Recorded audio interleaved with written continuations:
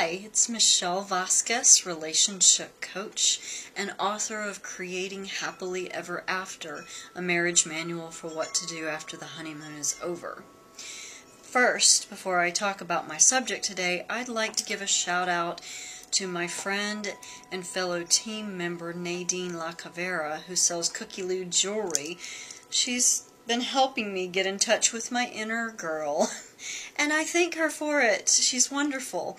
She knows so much about jewelry and accessorizing, so I put this Cookie Lou piece together with this pendant that I just got yesterday, which is from a guy named David Reckard. I hope I'm saying that right. He has this card that I got from him called Ancient Echoes, and he had these beautiful handcrafted jewelry that had all sorts of crystals in it, which I absolutely love. So thank you to both of them for dressing me today, in a way. So today what I'd like to talk about is something that Mario De Ferrari, the minister at Christ Unity Church in Anaheim, California, said in one of the sermons that he gave a couple of months back. He said, "Don't believe everything you think." And I've been saying the same thing for a while, not quite in the same way. But it occurs to me how important it is that we challenge what we think we know, because a lot of times our thinking gets us stuck. In the therapy world, sometimes this is referred to as stinking thinking. And I'm guilty of it just like anybody else is. The thing is that as I have been teaching this for so many years, I become aware when I'm doing the same thing that I'm asking my clients to be aware of. It's kind of hard not to, unless I'm just living totally unconsciously, which I hope that I'm not. So what I'm asking you to do, if you have a belief that you are so convinced is a fact, I would like you to sit down and meditate, get in a space that is comfortable for you, journal about it, because if this belief is causing you problems, it's probably a good idea to look at it. And I'd like you to think about it like this. There's questionnaires out there if you are somebody who maybe is a problem drinker or drug user, and there are questionnaires that say things like, do you have a problem with your drinking? And maybe you don't think you do. But one of the questions is, have other people, maybe family members or coworkers or friends, said that they are concerned about the amount that you're drinking? Well, in the same way that that questionnaire asks those kind of questions, like, is anybody else concerned for you?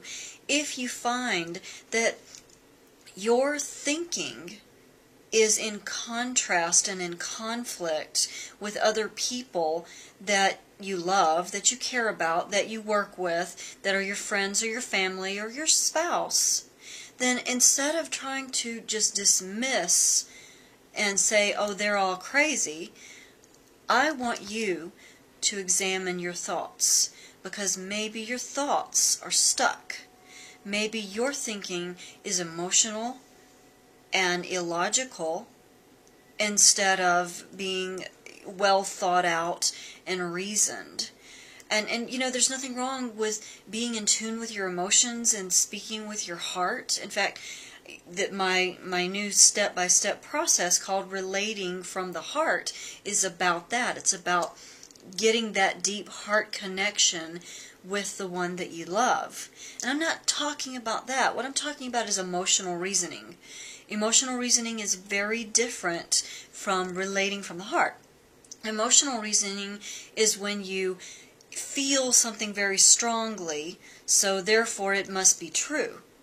Just because I feel something, like let's just say for instance, I feel bad because you said something to me and I allowed myself to hurt because of it. And maybe you actually said something that was really rude or ugly to me, and yeah, I got my feelings hurt. But just because I feel bad does not mean that you necessarily did that with malicious intent. Maybe you were having an off moment. Maybe you were not being as polite as you usually are to me, and maybe something I said rubbed you the wrong way and you responded in kind, even though maybe I didn't mean to do something to harm you either. So emotional reasoning would be, I feel bad, so therefore you meant to do something bad to me.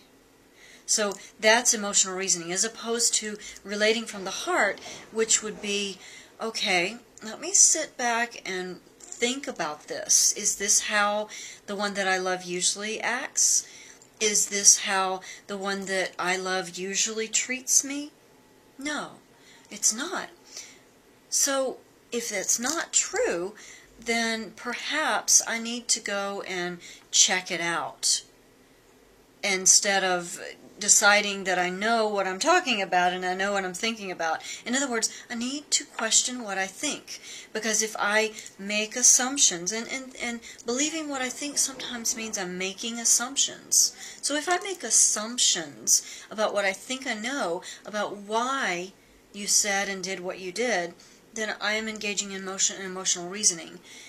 And I would say that is a downward spiral in relationships, especially if you give yourself too much time off to go into your own caves. Because, yeah, women go into their caves too, although maybe we're more verbal when we go into our cave. Maybe we talk to ourselves, maybe we talk into a recorder, maybe we journal about it. And men do the same thing. Some of them do.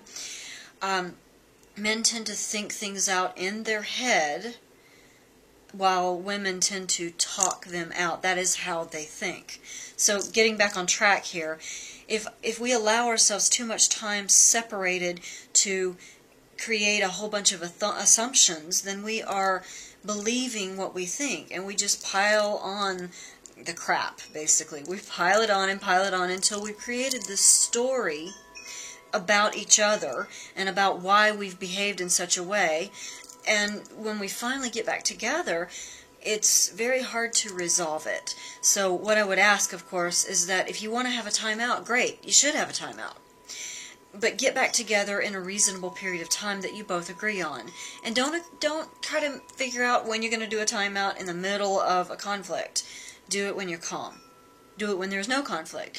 Hey, honey, I noticed we've been managing conflict badly, so, and it gives me way too much time to think, and then I believe my thoughts, and then my thoughts it's stinking thinking, that kind of thing. Get it out that way.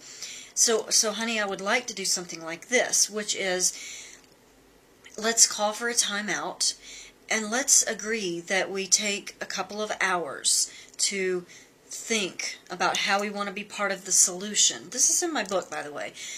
And it's very common that timeout is taught as a technique for couples or anybody that deals with conflict regularly.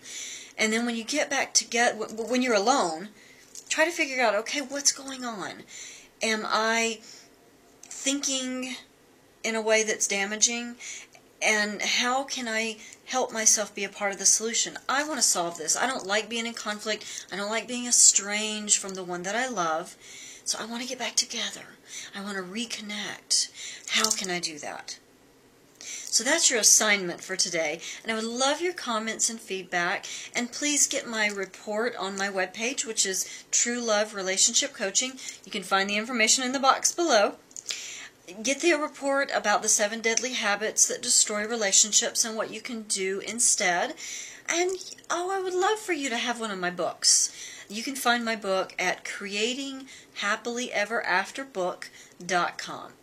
Thank you for allowing me this time to talk with you, and I look forward to talking with you again very soon. This has been Michelle Vasquez, relationship coach and creator of Relating from the Heart process.